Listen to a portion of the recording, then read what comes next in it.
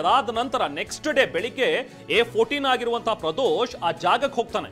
ಆ ಜಾಗಕ್ಕೆ ಹೋಗಿ ಬೆಳಿಗ್ಗೆ ಒಂದು ಫೋಟೋ ತೆಗಿತಾನೆ. ಫೋಟೋ ಯಾರ್ದು? ಮೃತದೇಹದ್ದು, ರೇಣುಕಾಸ್ವಾಮಿ ಮೃತದೇಹದ್ದು. ಆ ಫೋಟೋವನ್ನ ತೆಗೆದು ಕಳಿಸ್ತಾನೆ ಅನ್ನುವಂಥದ್ದು. ಫೋಟೋ ತೆಗೆದು ತನ್ನ ಫೋನ್ನಲ್ಲಿ ಆತ ಫೋನ್ನಲ್ಲಿ ಇಟ್ಕೊಂಡಿದ್ದಾನೆ.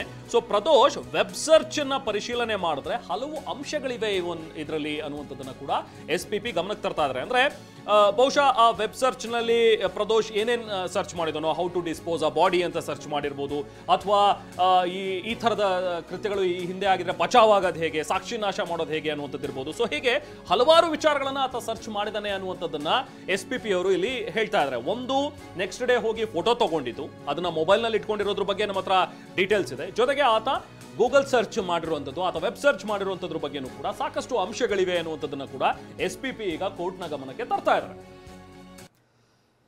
ಎಸ್, ಇಲ್ಲಿ ಪ್ರದೋಷ್ ವಿಚಾರಕ್ಕೆ ಸಂಬಂಧಪಟ್ಟಂತೆ A14 ಆರೋಪಿ ಪ್ರದೋಷ್ ಏನಿದ್ದಾನೆ ಆತನ ವಿಚಾರಕ್ಕೆ ಸಂಬಂಧಪಟ್ಟಂತೆ ಇನ್ನು ವಿಚಾರಣೆ ಸೋಮವಾರ ಮಧ್ಯಾಹ್ನ 2:30ಕ್ಕೆ ಮುಂದೂಡಿಕೆಯಾಗಿದೆ. ವಿಚಾರಣೆ ಸೋಮವಾರ ಮಧ್ಯಾಹ್ನ 2:30ಕ್ಕೆ ಮುಂದೂಡಿಕೆಯಾಗಿದೆ. SPP ತಮ್ಮ ವಾದ ಮಂಡನೆ ಮಾಡ್ತಾ ಇದ್ರು, ಬಟ್ ಕಾಲಾವಕಾಶದ ಕೊರತೆಯಿಂದಾಗಿ ಸದ್ಯಕ್ಕೆ ಸೋಮವಾರ ಮಧ್ಯಾಹ್ನ 2:30ಕ್ಕೆ ವಿಚಾರಣೆಯನ್ನ ಮುಂದೂಡಲಾಗಿದೆ. ದರ್ಶನ್ ಜಾಮೀನು ಭವಿಷ್ಯ ಸೋಮವಾರ 2:30ಕ್ಕೆ ಮುಂದೂಡಿ ಆದೇಶವನ್ನ ಹೊರಡಿಸಲಾಗಿದೆ. ಸೋಮವಾರ ಮತ್ತೆ ವಿಚಾರಣೆಯನ್ನು ನಡೆಸಲಾಗುತ್ತೆ. ದರ್ಶನ್ ಬೇಲ್ ಭವಿಷ್ಯ ಸೋಮವಾರಕ್ಕೆ ಮುಂದೂಡಲಾಗಿದೆ. Yes, exactly. ನಾ ಹೇಳ್ತಾ ಇದ್ದೆ, ಪ್ರದೋಷ್ ವೆಬ್ ಸರ್ಚ್ ಬಗ್ಗೆನೂ ಕೂಡ ನಾವು ಮಾತಾಡ್ತಾ ಇದ್ವಿ. ಮೈಸೂರಿಂದ ಪಿರಿಯಾಪಟ್ಟಣ ಎಷ್ಟು ಡಿಸ್ಟೆನ್ಸ್ ಇದೆ ಅಂತ ಹೇಳಿ ಹುಡುಕಿದಾನೆ 10ನೇ ತಾರೀಕು. ಜೊತೆಗೆ ದರ್ಶನ್ ವಾಸ ಇದ್ದಂತಹ ಜಾಗದ ದೂರದ ಬಗ್ಗೆನೂ ಕೂಡ ಸರ್ಚ್ ಮಾಡಿದಾನಂತೆ. ಏನ ಕಾಮಾಕ್ಷಿ ಪಾಳ್ಯ DCP ಮೊಬೈಲ್ ನಂಬರ್ ಏನು ಅನ್ನುವಂಥದ್ದನ್ನು ಕೂಡ ಪ್ರದೋಷ್ ಸರ್ಚ್ ಮಾಡಿದಾನೆ. ಪೊಲೀಸರು ಫೋನ್ ಟವರ್ ಅನ್ನ ಹೇಗೆ ಹುಡುಕ್ತಾರೆ, ಲೊಕೇಶನ್ ಅನ್ನ ಹೇಗೆ ಹುಡುಕ್ತಾರೆ ಅಂತೇಳಿ, ಕ್ರಿಮಿನಲ್ ಕೇಸ್ನಲ್ಲಿ ಫೋನ್ ಟವರ್ ಹೇಗೆ ಹುಡುಕ್ತಾರೆ, ಇದು ಹೇಗೆ ಸಾಕ್ಷ್ಯ ಆಗುತ್ತೆ ಅಂತೇಳಿ, ಹಾಗೆ ಡ್ರಾಪ್ಡ್ ಪಿನ್ ಹೇಗೆ ತೆಗಿತಾರೆ, ಎಕ್ಸಾಕ್ಟ್ ಆಗಿ ಡ್ರಾಪ್ಡ್ ಪಿನ್ ಅದೇ ಜಾಗಕ್ಕೆ ಇದೆ ಅನ್ನುವಂಥದ್ದನ್ನ ಹೇಗೆ ತೆಗಿತಾರೆ ಅನ್ನುವಂಥದ್ದನ್ನ A14 ಸರ್ಚ್ ಮಾಡಿದಾನೆ. ಯಾಕೆ ಸರ್ಚ್ ಮಾಡ್ತಾನಪ್ಪ ಈ ಟೈಮ್ನಲ್ಲಿ? 10ನೇ ತಾರೀಕು ಇದೆಲ್ಲ, 9ನೇ ತಾರೀಕು ಆಗಿದೆ, 8ನೇ ತಾರೀಕು ಇವೆಲ್ಲವೂ ಕೂಡ ಘಟನೆಗಳಾಗಿವೆ. 10ನೇ ತಾರೀಕು ಒಬ್ಬ ವ್ಯಕ್ತಿ ಆರೋಪಿ ಸ್ಥಾನದಲ್ಲಿರೋನು ಈಗ ಮೊಬೈಲ್ನಲ್ಲಿ ಹೋಗಿ ಯಾಕೆ ಇಷ್ಟನ್ನೆಲ್ಲ ಸರ್ಚ್ ಮಾಡ್ದ? ಈ ಹಿಂದೆನೆ ಪಿರಿಯಾಪಟ್ಟಣದಿಂದ ಮೈಸೂರು ದೂರ ಅವನು ಯಾವತ್ತೂ ಸರ್ಚ್ ಮಾಡಿಲ್ಲ. ದರ್ಶನ್ ಮನೆಗೂ ಇವನಿಗೂ ಇರೋ ಡಿಸ್ಟೆನ್ಸ್ ಸರ್ಚ್ ಮಾಡಿಲ್ಲ. ಈ ಟವರ್ ಲೊಕೇಶನ್ ಹೆಂಗೆ ಹುಡುಕ್ತಾರೆ ಅಂತ ಈ ಹಿಂದೆ ಸರ್ಚ್ ಮಾಡಿಲ್ಲ. 10ನೇ ತಾರೀಕೆ ಸರ್ಚ್ ಮಾಡಿದಾನೆ ಅಂತ ಹೇಳಿದ್ರೆ ಈತ ಕೂಡ ಇದರಲ್ಲಿ ಭಾಗಿ ಆಗಿರೋದಕ್ಕೆ ತಾನೇ ಈತ ಸರ್ಚ್ ಮಾಡೋದಕ್ಕೆ ಸಾಧ್ಯ.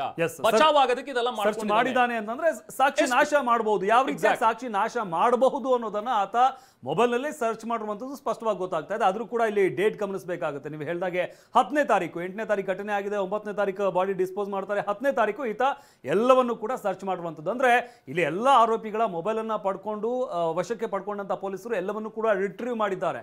ಹಲವಾರು ಸಾಕ್ಷಿಗಳು ಅವರ ಮೊಬೈಲ್ ಅನ್ನ ರಿಟ್ರೀವ್ ಮಾಡಿದಂತ ಸಂದರ್ಭದಲ್ಲಿ ಸಿಕ್ಕಿರುವಂತದ್ದು. ಪ್ರಮುಖವಾಗಿ ಒಂದಷ್ಟು ಫೋಟೋಗಳಿರ್ಬೋದು, ವಿಡಿಯೋಗಳಿರ್ಬೋದು, ಜೊತೆಗೆ ಅವರ ವೆಬ್ ಸರ್ಚ್ ಏನಿದೆ, ಏನೇನು ಸರ್ಚ್ ಮಾಡಿದ್ದಾರೆ ಅನ್ನೋ ವಿಚಾರಗಳಿರ್ಬೋದು, ಇದೆಲ್ಲವೂ ಕೂಡ ಅವರ ಮೊಬೈಲ್ ಅನ್ನ ವಶಕ್ಕೆ ಪಡೆದು ಅದನ್ನ ರಿಟ್ರೀವ್ ಮಾಡಿದಂತಹ ಸಂದರ್ಭದಲ್ಲಿ FSL ಗೆ ಏನು ಕಳುಹಿಸಲಾಗಿತ್ತು, ಅವರೆಲ್ಲ ರಿಟ್ರೀವ್ ಆದಂತಹ ಸಂದರ್ಭದಲ್ಲಿ ಇದೆಲ್ಲ ವಿಚಾರಗಳು ಕೂಡ ಹೊರಗಡೆ ಬಂದಿರುವಂಥದ್ದು. ಈ ವಿಚಾರಗಳನ್ನ ಕೂಡ ಈಗಾಗಲೇ ಚಾರ್ಜ್ ಶೀಟ್ ನಲ್ಲಿ ಸಲ್ಲಿಕೆ ಮಾಡಿದ್ದಾರೆ ಪೊಲೀಸ್ನವರು. ಅಂದ್ರೆ ಇಲ್ಲಿ ಸ್ಪಷ್ಟವಾಗಿ ಗೊತ್ತಾಗ್ತಾ ಇರುವಂಥದ್ದು, ನೀವು ಹೇಳಿದಾಗೆ ಆತ ವೆಬ್ ಸರ್ಚ್ ಮಾಡಿದ್ದಾನೆ ಅಂತಂದ್ರೆ ಆತ ಸಾಕ್ಷಿ ನಾಶ ಮಾಡೋದು ಹೇಗೆ ಅನ್ನೋದನ್ನ ಅಲ್ಲಿ ಸರ್ಚ್ ಮಾಡಿ ತಿಳ್ಕೊಳ್ಳುವಂತ ಪ್ರಯತ್ನವನ್ನ ಮಾಡಿದ್ದಾನೆ ಅನ್ನೋದಂತೂ ಸ್ಪಷ್ಟ. ಅದರಿಂದಾಗಿ ಈ ವಿಚಾರವನ್ನ ಪ್ರಮುಖವಾಗಿ ಮುಂದಿಡಲಾಗುತ್ತೆ. ಅಂದ್ರೆ ಯಾವ ಕಾರಣಕ್ಕೆ ಅವರಿಗೆ ಜಾಮೀನನ್ನ ಕೊಡಬಾರದು, ಯಾವ ಕಾರಣಕ್ಕೆ ರಿಜೆಕ್ಟ್ ಮಾಡಬೇಕು ಅನ್ನೋ ವಿಚಾರಕ್ಕೆ ಸಂಬಂಧಪಟ್ಟಂತೆ ನೋಡಿ ಈ ತರ ಎಲ್ಲ ಸರ್ಚ್ ಮಾಡಿದ್ದಾರೆ ಅವರು, ಅವರ ಬ್ಯಾಕ್ಗ್ರೌಂಡ್ ಈ ರೀತಿಯಾಗಿದೆ, ಅದರಿಂದಾಗಿ ಅವರಿಗೆ ಜಾಮೀನನ್ನು ಕೊಡಬಾರ್ದು ಅನ್ನೋ ಒಂದು ವಾದವನ್ನ ಮಂಡನೆ ಮಾಡ್ತಾ ಇರುವಂಥದ್ದು. ಎಸ್, ಇದಿಷ್ಟು ಇವತ್ತು ನಡೆದಂತಹ ಒಂದು ವಿಚಾರ. ಹೈಕೋರ್ಟ್ ನಲ್ಲಿ ವಿಚಾರಣೆ ನಡೆದು ಸುದೀರ್ಘವಾದಂತಹ ಒಂದು ವಾದ ಮಂಡನೆ ಕೂಡ ಆಯಿತು. ಈಗ ಸೋಮವಾರಕ್ಕೆ ಈ ವಿಚಾರಣೆಯನ್ನ ಮುಂದೂಡಲಾಗಿದೆ.